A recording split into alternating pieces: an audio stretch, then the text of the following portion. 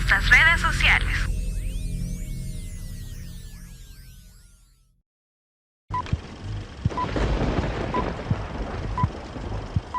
A continuación, palabra de Dios. A la casa de nuestro Dios, vamos a meditar en su palabra. A ver, modúleme por favor. Vamos a buscar en nuestras Biblias, vamos a continuar con la reflexión en el libro de Eclesiastés. Recuerde que Eclesiastés, su nombre es el predicador. Eclesiastés es un solo mensaje, una sola predicación, en la que se le atribuye como autor a Salomón, siendo ya un hombre mayor. Comienza o se dedica, a, dice, investigar con diligencia las cosas en las que el ser humano se afana debajo del sol. Entonces, entre todas esas cosas, llega a un punto que muchos, o algunos, dicen que esta parte que vamos a comenzar a leer es como ya el anticipo al final de lo que sería su discurso, su mensaje, su predicación. Lo que sí es cierto es que este capítulo o este pasaje tiene un contenido muy interesante y hay que tomarlo muy en cuenta. Así es que vamos a darle lectura. Eclesiastés capítulo 5, versículos 1 y 2. Cuando lo encontremos, puestos en pie, le damos lectura a la palabra de nuestro Dios. Eclesiastés capítulo 5, versículos 1 y 2. Por fe, hoy vamos a terminar más temprano, hermano. Por fe.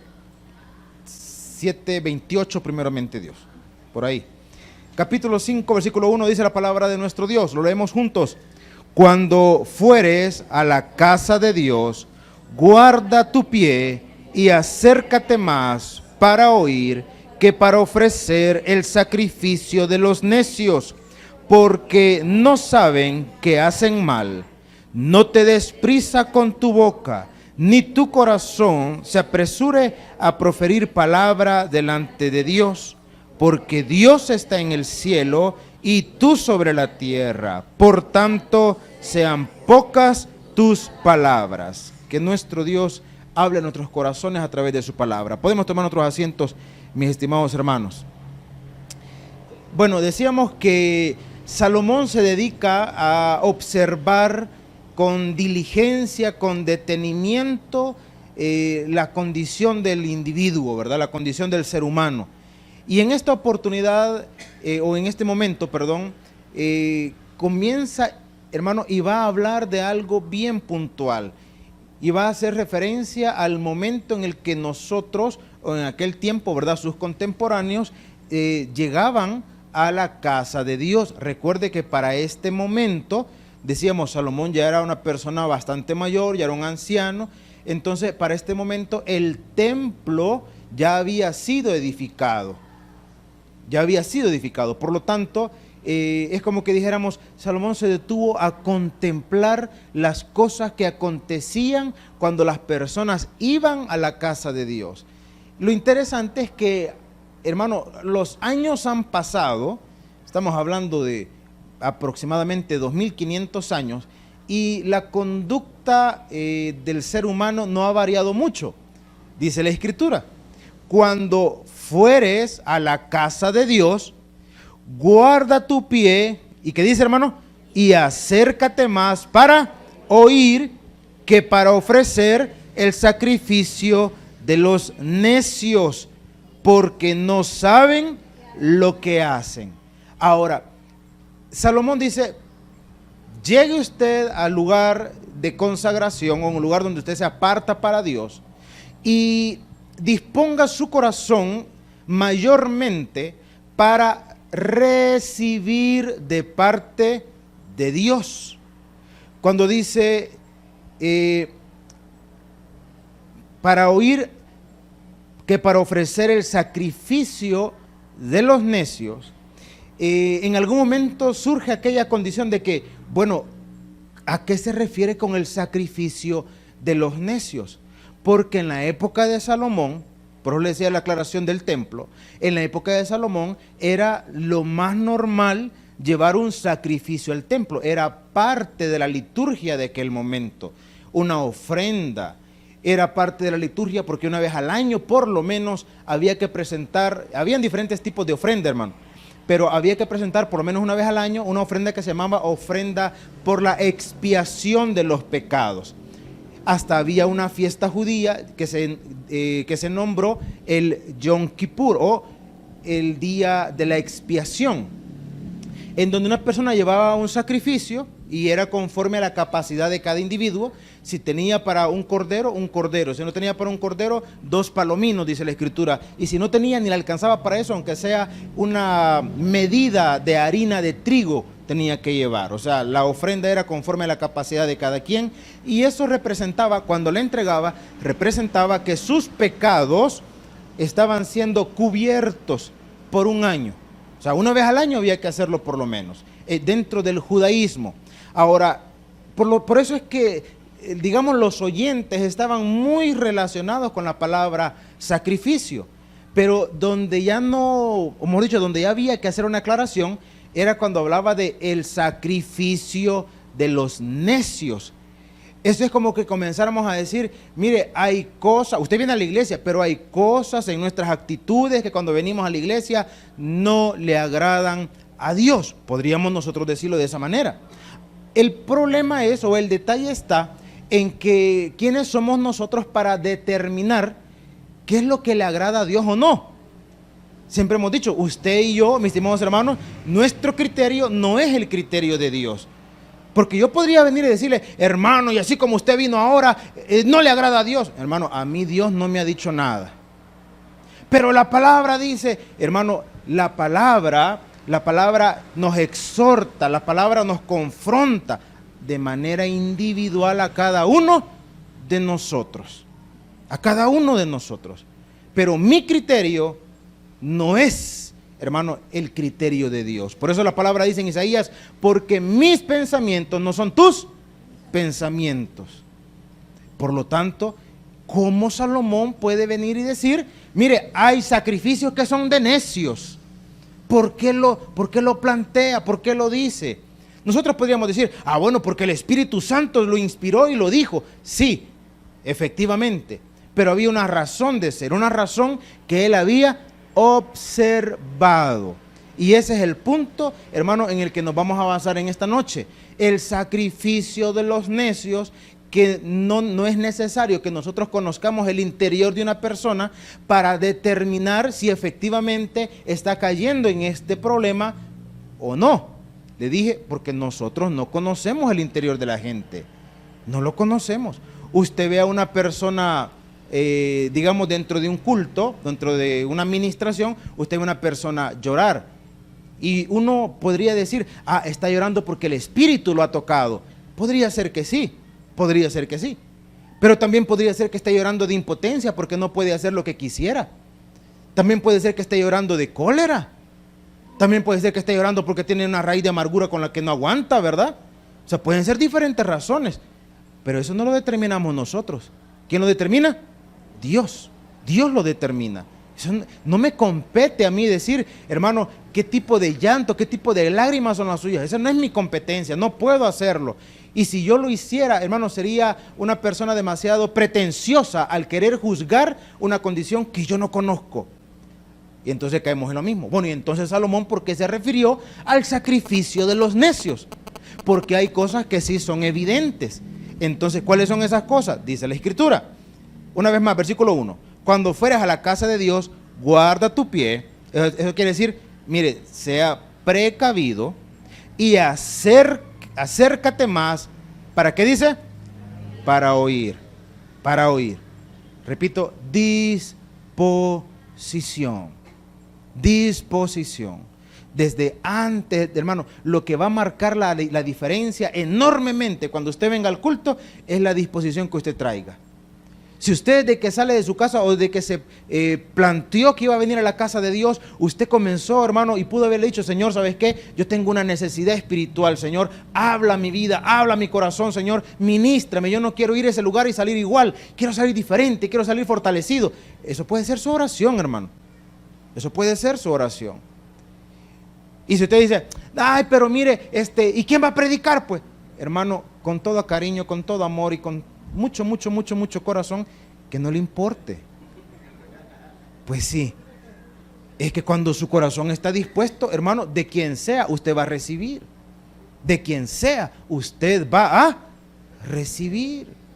Yo les he contado esa experiencia y estábamos allá en San Pedro Sula apoyando a un amigo y pastor, y era domingo en la tarde. Y este amigo mío estaba angustiado, digámoslo, porque sentía que no tenía palabra para compartir esa tarde. Sentía que no tenía y decía, no sé, y oraba y al final llegó la hora del culto, hermano. Llegó la hora del culto. Y de repente llegó la hora del mensaje. Y este amigo fue y predicó, y cuando terminó el culto y todo, estábamos con otro hermano, éramos 3 los que estábamos allí.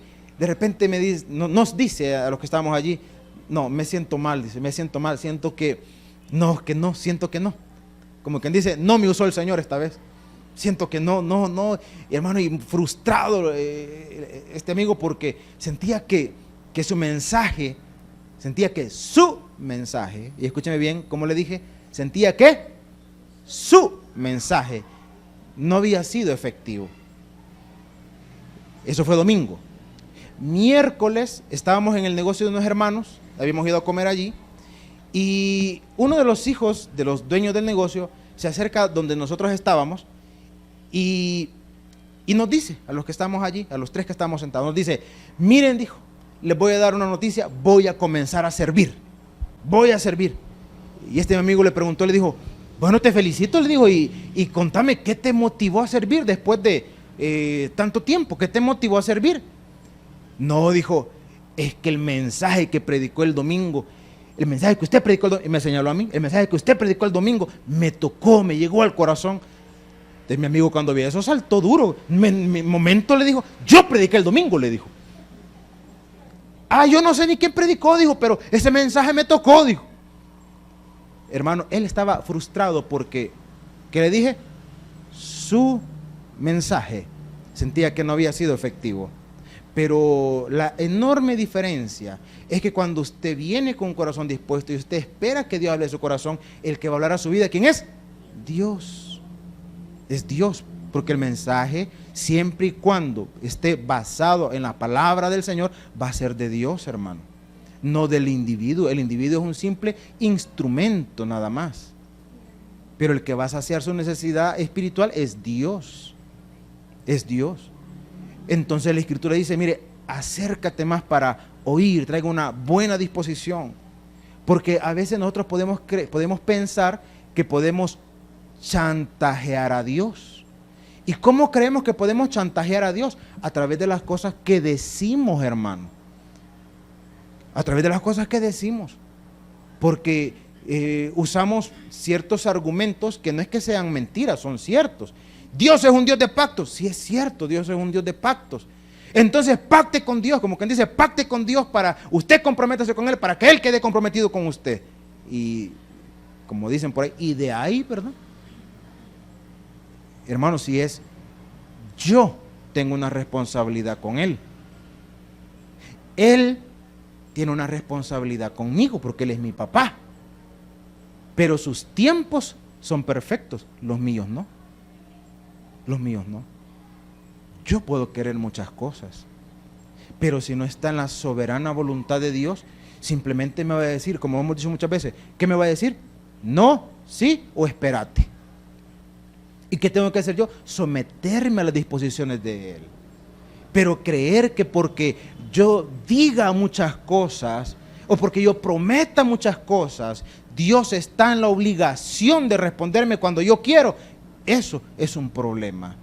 Porque siempre hemos dicho, Él no es mi esclavo, Él es mi Dios. Él es mi Dios, Él no está para complacerme cuando yo lo pida, sino cuando en su soberana voluntad y misericordia Él haga conmigo, hermano, valga la redundancia, de su misericordia.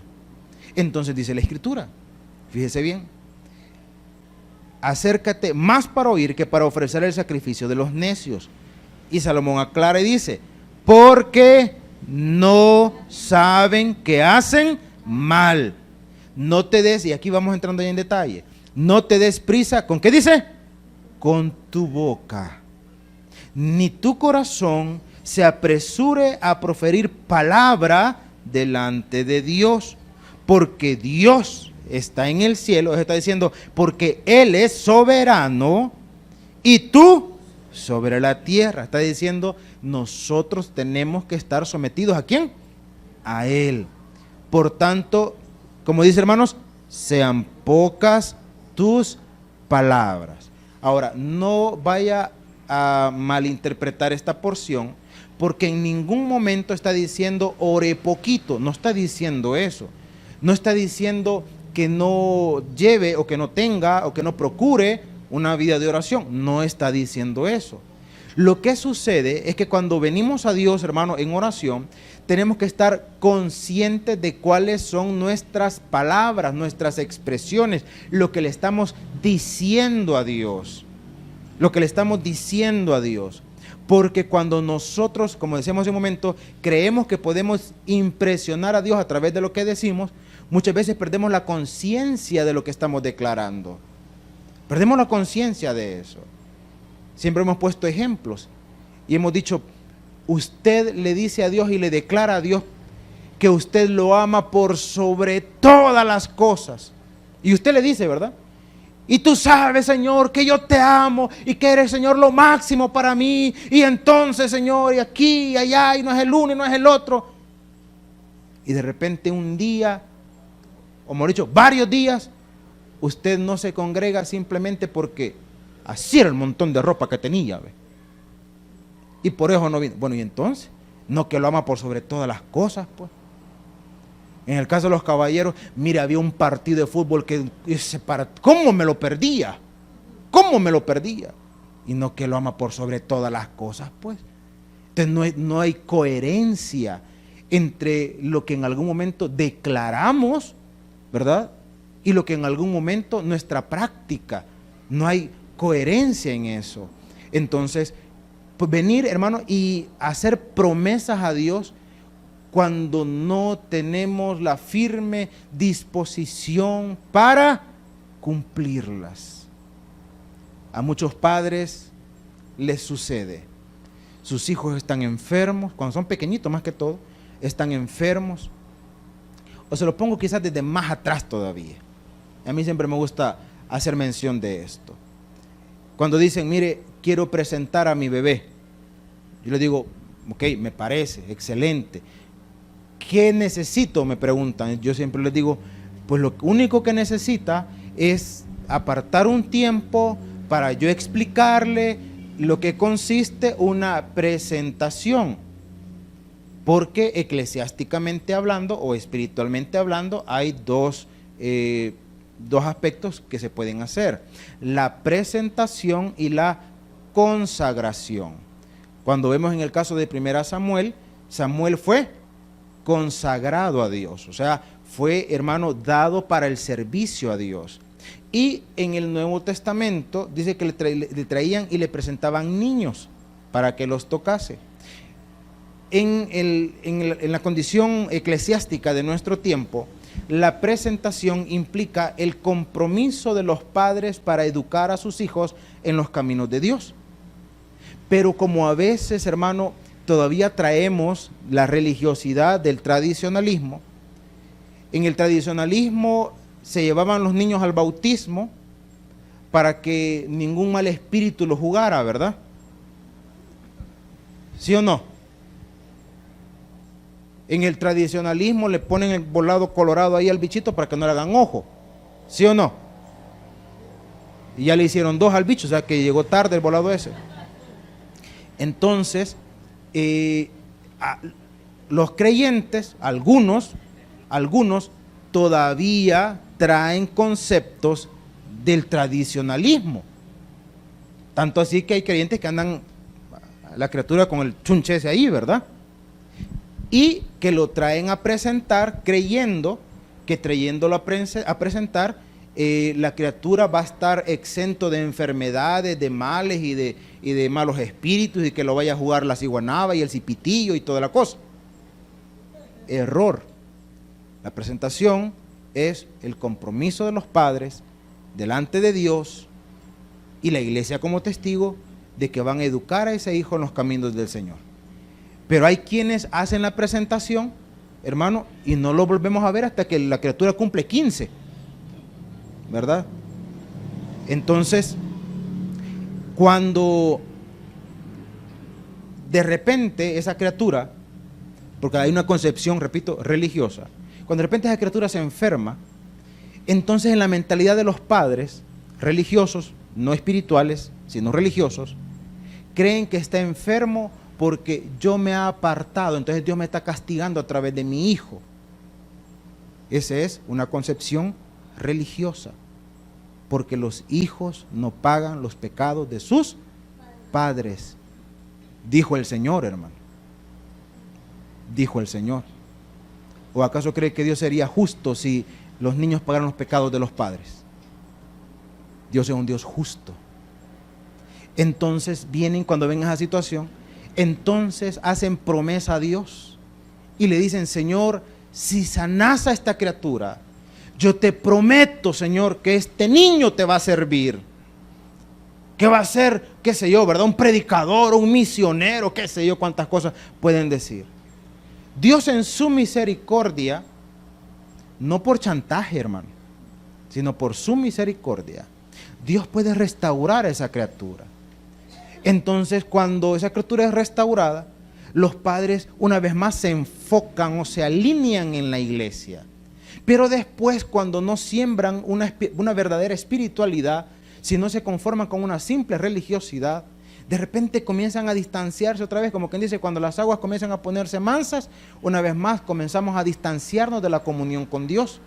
Entonces de repente, no es que, una vez más, no es que Dios lo va a castigar a través de la criatura y que se va a hacer un vago, un malcriado, un aquí, un allá, sino porque simplemente hay una consecuencia de su mala decisión, de apartarse del Señor, de apartarse de la enseñanza para esa criatura. Y le dieron prioridades a otras cosas. Entonces, mis estimados hermanos, cuando de repente esa, ya no una criatura, tal vez un joven, ¿verdad?, entra en una condición de rebeldía, entonces los padres vuelven otra vez a pedirle a Dios, ¿verdad? Y hasta a veces reclaman y dicen: Señor, ¿qué estaré pagando con este hijo? Hermano, y se nos olvida que una vez hicimos, ¿qué? Promesas. Y si un día Dios va a demandarle a alguien, no va a ser a la criatura. Él va a pagar las consecuencias de sus propios errores. Pero los padres hicieron un pacto, una promesa a Dios, la cual incumplieron. Y eso es lo que Salomón identifica y lo que pudo ver a lo largo de su vida. Lo que denominó el sacrificio de los necios. Estamos pasando por escasez.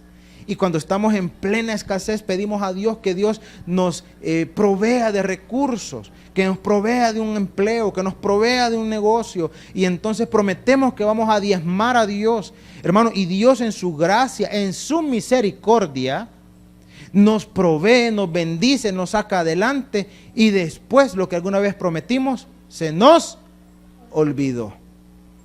Se nos olvidó.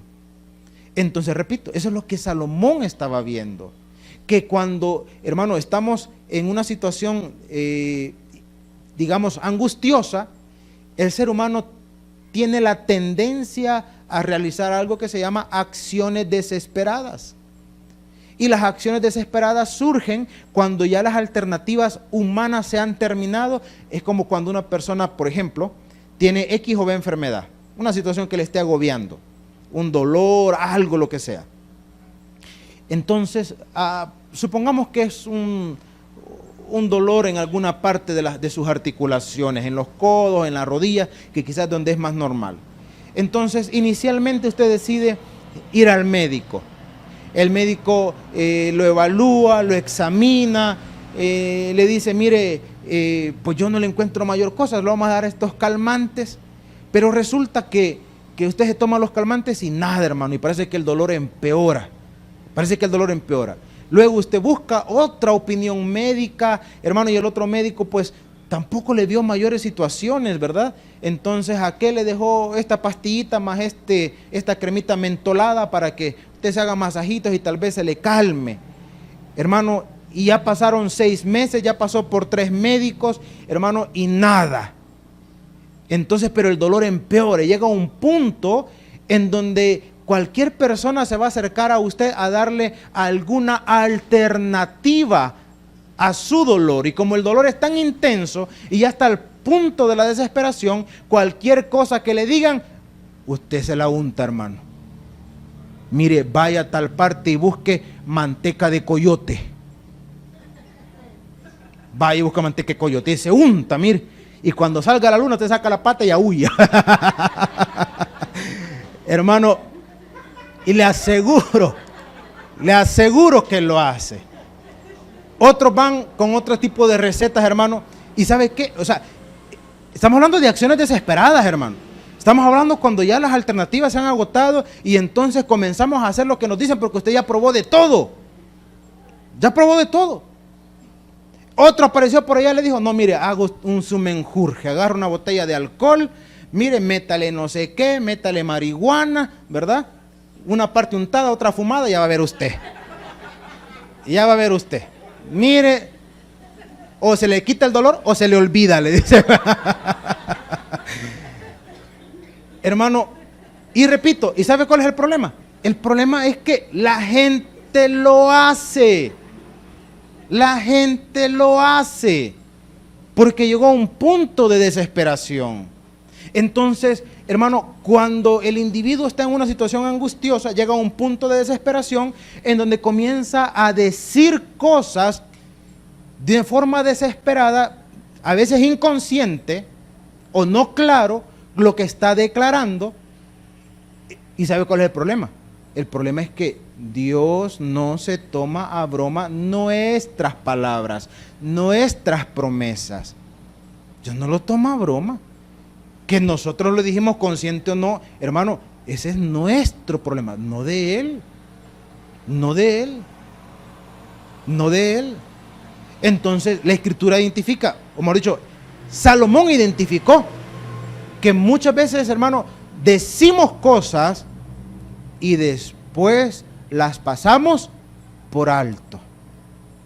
Y después las pasamos por alto. No está diciendo que no ore, ore, pero cuando ore, sepa lo que está diciendo. Por eso siempre hemos dicho, orar es como tener una conversación con un amigo. Cuando tiene una conversación con un amigo, usted puede exteriorizar. Usted puede pasar tiempo hablando de X o B tema y nunca va a ser aburrido. Es que a mí orar me aburre, simplemente porque no tiene una amistad con Dios, porque si la tuviera, hermano, no se aburriera, porque siempre hemos dicho, con un buen amigo siempre hay un tema de conversación, siempre, hermano, siempre. Y cuanto más cercano es ese amigo, siempre va a quedar en capítulo, siempre. Se vieron a las 8 de la mañana, se despidieron a las 12 y no terminaron de platicar.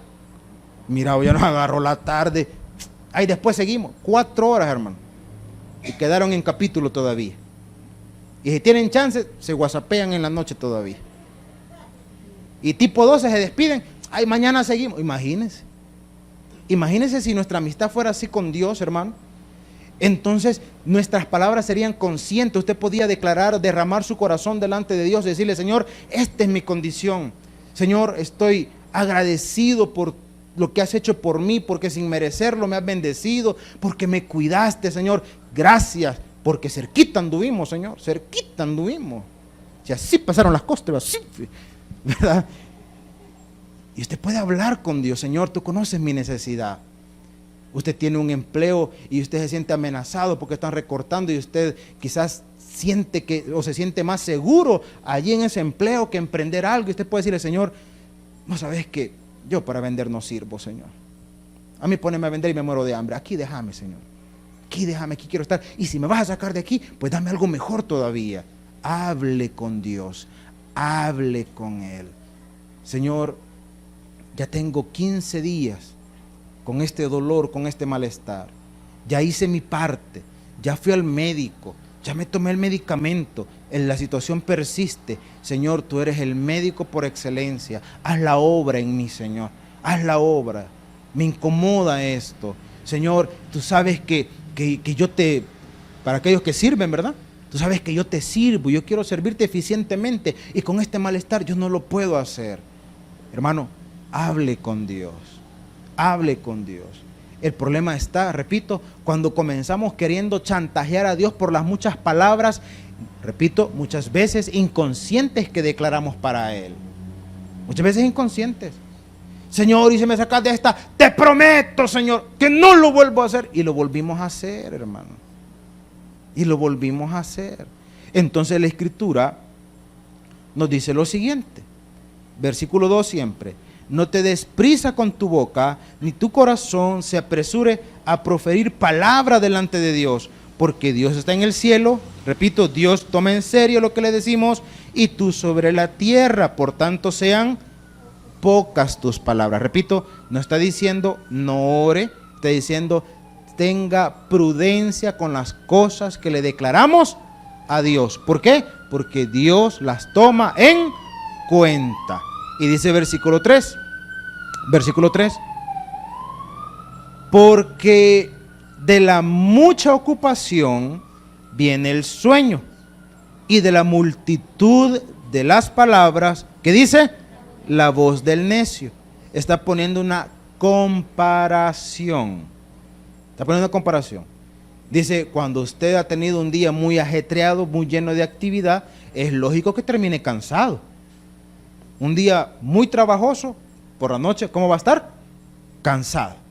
Entonces está diciendo, así como del mucho trabajo produce cansancio, así las muchas palabras, muchas veces, hermano, son el reflejo de la necedad. Yo siempre he dicho, ¿de quién podemos desconfiar? De aquel que alardea mucho con sus palabras. Tenga cuidado. De aquel que habla demasiadas grandezas, tenga cuidado, porque probablemente todo lo que está declarando no sea verdad. Yo he tenido casos, o he conocido casos, que lo impresionan a uno. En una oportunidad estaba, digamos, iba a cambiar de lugar donde estaba sirviendo. Entonces comenzamos a hacer, digamos, la transición con un amigo, bueno, no amigo, perdón, otro pastor. Comenzamos a hacer la transición. Entonces, si él me decía, no hombre, mire, si aquí vamos a hacer esto otro, y entonces, y ya estoy viendo, me dijo, lo de un bus y no sé qué, pero grandeza, ¿verdad? Y entre las cosas que hablábamos mientras pasaban los días, más o menos, creo que como 2 semanas donde estábamos en eso, en una de esas me dice, no hombre, mire, me dijo, aquí le vamos a echar ganas, me dijo, lo vamos a meter con todo, ya va a ver. Independientemente usted se vaya o se quede, me dijo, aquí le vamos a echar con todo. Y resulta que el proyecto que se estaba gestando, al final no se dio. Le conté hace un momento que fuimos a apoyar a un pastor allá a San Pedro Sula. Pues antes de eso, la idea era que yo fuera básicamente a aperturar la obra allá. Entonces estábamos en esa transición. Entonces de repente ya no se dio y le dije yo a este pastor, le digo, pues mire, le digo, fíjese que no se dio el proyecto, así es que me quedo. Me dijo, está bien, entonces le vamos a echar. Una semana más llegó, hermano. Una. Ya estoy esperando el bus. Hasta hoy, tal vez. Lo ponemos a trabajar ahí en las 17. Hasta hoy, hermano. Hasta hoy. En ese mismo lugar, mandaron a alguien, estaba estudiando en el seminario y por cuestiones de la materia tenía que ir. Pues resulta que cuando llegó, supuestamente se enamoró del lugar. Y me dijo, no, me dijo, esto está bonito y que no sé qué, que no sé cuánto, que aquí, que allá. Y mire, me dijo, yo voy a comenzar a buscar casa por aquí porque yo me vengo, me dijo, yo me vengo. Hermano, yo avergonzado porque yo no me sentía en ese momento capaz de ir y dedicarme a tiempo completo, no me sentía. Entonces yo me sentía avergonzado porque este me dijo que no, que se iba a ir a vivir y que no sé qué y que no sé cuánto y que aquí, que allá. 2 semanas llegó, hermano. 2. Y no lo volví a ver. Y lo vi como año y medio después, que yo ya no estaba en ese lugar, que yo ya estaba fuera del país y había regresado, y de repente me lo encuentro y me dice, porque son bonito hablan, fíjese, bonito hablan, porque me encuentro y me dijo, varón, me dijo, sigo siendo, le dije yo, porque así le decían a uno, así le decían, varón, me dijo, sí, le dije, sí, todavía. Miren, me di cuenta que ya no estaba allá, me dijo. Sí, le digo, ya no, ya tantos meses que ya no. No, hombre, me dijo. ¿Y a quién le dejó la obra? Me dijo. Ya le dije yo, a fulano de tal. No, hombre, me dijo. ¿Y por qué no me dijo a mí? Me dijo. No le cuento lo que pensé, hermano, porque no es muy espiritual comunicárselo. ¿Por qué no me dijo a mí? Me dijo. Yo no. Y dije yo, tenga cuidado con los que hablan de grandezas. Tenga cuidado, porque probablemente están mintiendo. Entonces, la Escritura, cuando dice de la multitud de las palabras, ¿la voz de qué? Del necio. De la multitud de las palabras, la voz del necio. Y dice el versículo 4, cuando a Dios haces promesa, como dice, hermano, no tardes en cumplirla, porque Él no se complace en los insensatos. Si fuera la traducción, salvadoreños hablan hoy, como diría, Él no se complace en los que les falta 10 para el dólar. No. Y afirma, cumple lo que prometes. Cumple lo que prometes. Y luego nos dice algo que probablemente lo vamos a dejar en capítulo para el próximo martes, pero es algo muy interesante. Ve lo que dice el versículo 5. Solo dejémoslo comenzado, por favor. Versículo 5 dice, mejor es que no prometas y no que prometas y no cumplas. Deténgase allí. Entonces, dejamos en capítulo la incógnita. ¿Le agradan a Dios las promesas o le desagradan? ¿Le agradan a Dios las promesas o le desagradan? Se lo quiero dejar así en capítulo, en algo que dijimos al inicio. Yo se lo planteo. Dijimos al inicio, Dios es un Dios de pactos. Dijimos, sí, Dios es un Dios de pactos. Usted se va a la Biblia y usted encuentra que Dios hizo un pacto con Noé. Bueno, con Adán, con Noé, con Abraham, con Moisés, con Israel. En el Antiguo Testamento se estiman aproximadamente 7 pactos. Y hasta hay señales de ese pacto. La circuncisión, el arco iris, son señales de los pactos. Ahora, cuando se habla de pactos, hay diferentes tipos de pactos. Y lo estoy hablando desde el punto de vista terrenal. desde el punto de vista terrenal, porque los pactos que vemos en la palabra tienen una base en lo terrenal. Hay pactos que se llaman pactos bilaterales. ¿Qué son los pactos bilaterales? Yo me comprometo a esto y usted se compromete a esto. Por ejemplo, usted hace un trato con una casa comercial. Ese trato es un pacto bilateral. Ellos le dicen, usted deme un porcentaje del valor del artículo y yo le entrego el artículo completo. Yo me arriesgo a que usted no me pague. Esa es mi parte del pacto, el riesgo que yo incurro. Su parte del pacto es que usted se ha comprometido a pagarme tantas letras o cuotas de tanto dinero. Yo me comprometo a darle el artículo, usted se compromete a pagármelo. ¿Qué tipo de pacto es ese? Se llama pacto bilateral. Pero hay otro tipo de pacto que se llama pacto unilateral.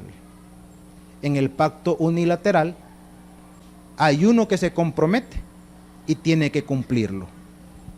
Punto.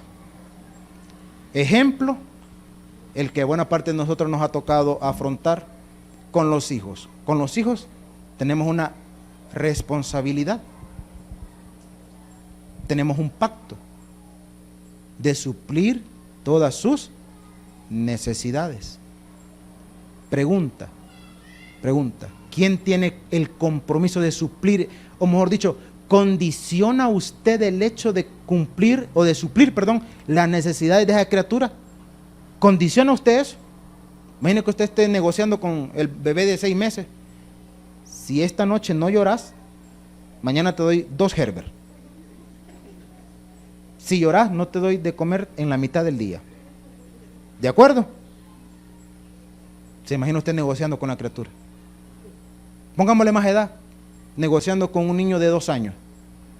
Si estos zapatos que te voy a comprar ahorita, 2 tallas más, ¿verdad? Para que le duren el año. Si por lo menos te duran 9 meses, entonces la próxima vez te compro 2 pares. Uno con 2 tallas más y el otro con 3. Pero si te los acabas en menos de 2 meses, descalzo vas a andar. ¿Hacemos trato? Si menos te quiere haciendo un trato así. Usted tiene un compromiso con él, la criatura. Independientemente llore poquito, llore mucho, usted está obligado ¿a qué? A solventar su necesidad. Eso se llama un pacto unilateral. El capítulo que le dejo es: ¿se agrada a Dios en las promesas, en los pactos?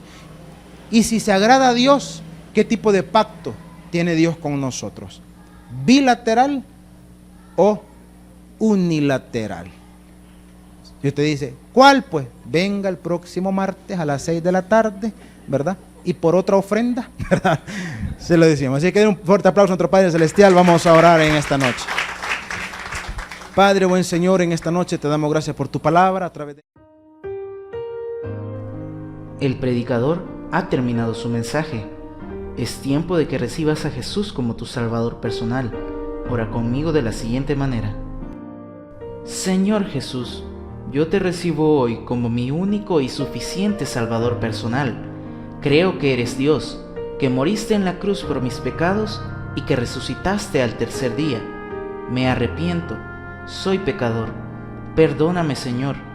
Gracias doy al Padre por enviar al Hijo a morir en mi lugar. Gracias, Jesús, por salvar mi alma hoy en Cristo Jesús, mi Salvador. Amén. Bienvenido a la familia de Dios. Ahora te invitamos a que crezcas en el conocimiento de las Escrituras. Congrégate con nosotros. Estamos ubicados en kilómetro 6,5, carretera a Los Planes de Renderos.